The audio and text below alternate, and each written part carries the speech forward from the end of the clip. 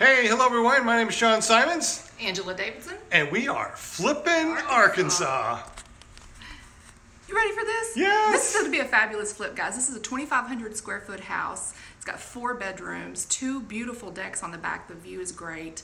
I was looking as we walked in for structural damage because, you know, that's the first thing I always look for. And really, there's not anything going on here. We just have a lot of cosmetic challenges, which actually make the flip so much fun. So I'm going to take you through and kind of give you my vision, show you what I would do with it, and then I'd love to see what you guys think about Absolutely. Yeah, absolutely, because it's live. You can talk to us. I know, I love that. Now, what do you think about this kitchen? What do we need to do in here? Well, let's talk about the entry. Okay. Because when you come into a house, that's the first glance, right? And so that's either going to lure a buyer in or it's going to turn them right off.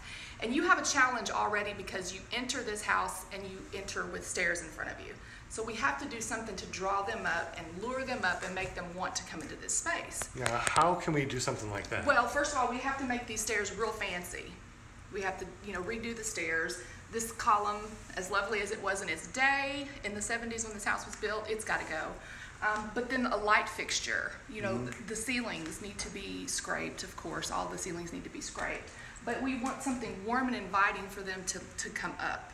What are you talking about? Maybe like some sort of marble, or how fancy do we want No, this, I would use the same floor covering that we're going to go throughout here because, these ceilings are not very high. So we want to give that illusion of space. And to do that, you want to have one type of flooring when you walk in. You want your color palette to be a neutral, soft color palette, but something that's warm and inviting as well.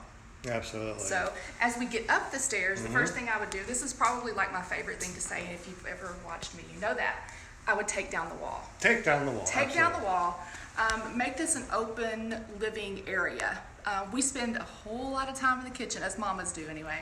And so if you have a space that's open, it's so much more inviting and, for entertaining purposes. And you have this great deck out here. Absolutely. So to open this space up would just really, really make it appear so much larger.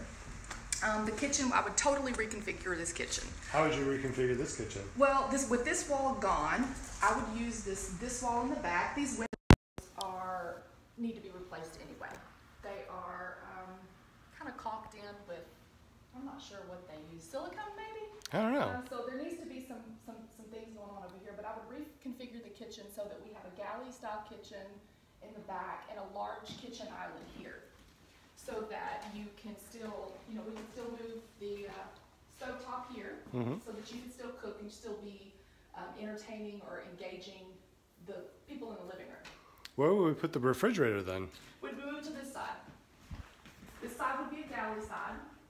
All cabinets would, like I said, change the window out so that the sink would sit under the window, have a nice view that way.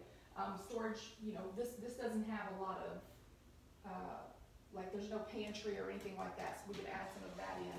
But then just really open this side up. You're not losing much as far as upper cabinets. What we lose there, we can gain in the island.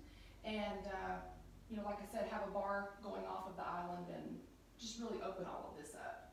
I'm thinking something with warm gray tones as far as the walls and then crisp white cabinets to really pop. Maybe do on this side, the upper cabinets use glass so that, you have that shimmer, that little touch. That's what I do. I would, of course, do granite countertops. I'm also really in love with butcher block right now, and the contrast looks great together. You can save a little bit of money by mixing those two, so that's always an option. And then when you open this space up, you have this living room, which is a great size living room. I'm not in love with the beams because they're not huge. There's not a lot of architectural interest there, but we could work with what's there and kind of play those up a little bit. You think we should just get rid of them altogether, or should we do something different with them? I would take them out. They don't add architectural interest because these ceilings are so low. They just don't add a lot. They're kind of small, and with beams, it's like go big or go home. Right. And there's just 2 of them. Now, what I don't know, I've not analyzed the house structurally. I don't know if these are serving a purpose. So of course we would need to find that out first. If these are serving a purpose and we need to keep them, then we could do something different to make them a little prettier. Absolutely. Now look at this fireplace. What would you do with the fireplace? I would reface the fireplace, and depending on the budget, there's a lot of different things we could do. Fireplaces are really fun, especially rock. There's a lot of techniques you can do with paint. You can whitewash it. You can make it appear more modern. Take out the brass, insert, kind of play that up. Different mantle. Of course, all of the sheetrock. It needs to be sheetrock. It's paneling now. The sheetrock really. Say that again. 3 times fast.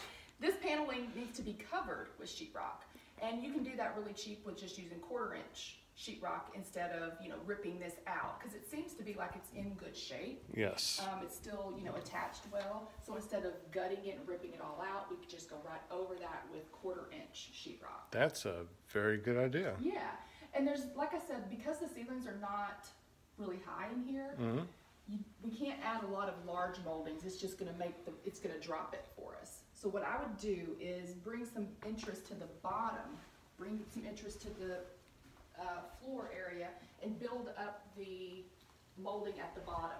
So no crown? I don't know if I would use crown in here. If I did, I wouldn't take it throughout the house. I would just use it in this space, and it wouldn't be large crown if I did. And that's the challenge. This that's up there right now is so skinny. It's just like, well, it's just too small. So that's the challenge you run into. And then if you use larger one, it just, like I said, it brings your ceiling down even more.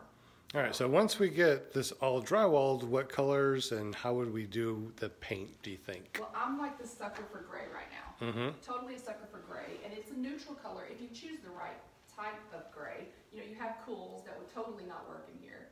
But if you choose a nice neutral gray tone, it plays well with brown, plays well with bold colors. I'm a color girl. I have lots of pieces in my house that are color. So if you give the walls a nice neutral backdrop, the buyer, when they come in, they're going to want to know how their furniture fits in. How does my furniture fit in here? And believe it or not, I know you probably know this, paint will sometimes make someone leave the house. I don't know why people are so scared of paint colors, but paint colors will totally turn people off. So a nice neutral gray color palette is what I would go with throughout the whole house. Awesome. Well, thank you very much for flipping Arkansas with us.